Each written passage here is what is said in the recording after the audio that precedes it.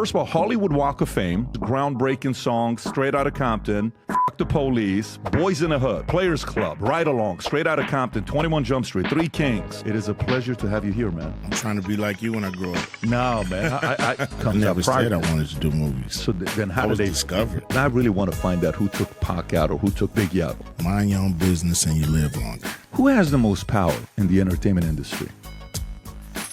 You know, gotta have balance. You know what I mean? Gotta have a little R&B with your hip hop. Gotta have a little funk with it. Mix it a little little soul. Yeah. You know what I mean? I got you. How much they are invested in all these big labels and the prison industry. I'm not saying that the CIA is sitting there writing rhymes. Talked about some things that I've never talked about in the interview. So.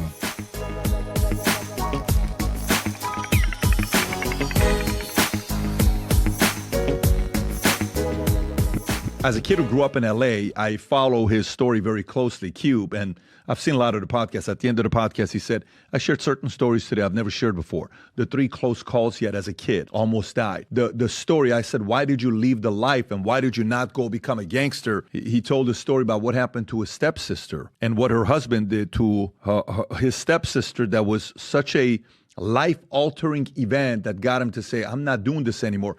How he got recruited to Boys in the Hood for the movie, which makes no sense. I played him a clip of the time Suge Knight called into the podcast, and I said, here's what Suge said about a story with Eazy-E and Dre. Dre said this on speaker that got Eazy-E to cry, do you believe this story? And I asked him who he trusted out of the 3 the most. He broke it down and kind of went through it.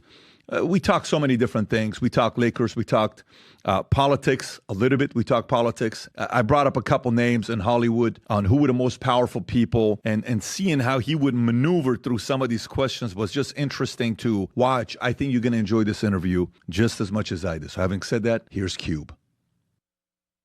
30 seconds. Did you ever think you would make it? I feel I'm so close I could taste sweet victory.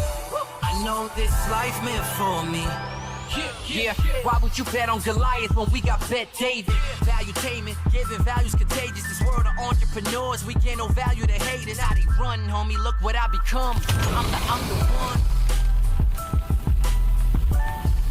All right, so we got a special guest in the house, and I want to properly introduce this guest. And when he, we first spoke, they called, they said, look, all Cube wants to talk about is politics. I said, I don't like politics. They said, no, that's all he wants to talk about. I said, I want to talk about his career, his life, business, other things. So let me properly introduce you. This may be one of the coolest resumes you could have. Here we go. So first of all, Hollywood Walk of Fame, he's earned.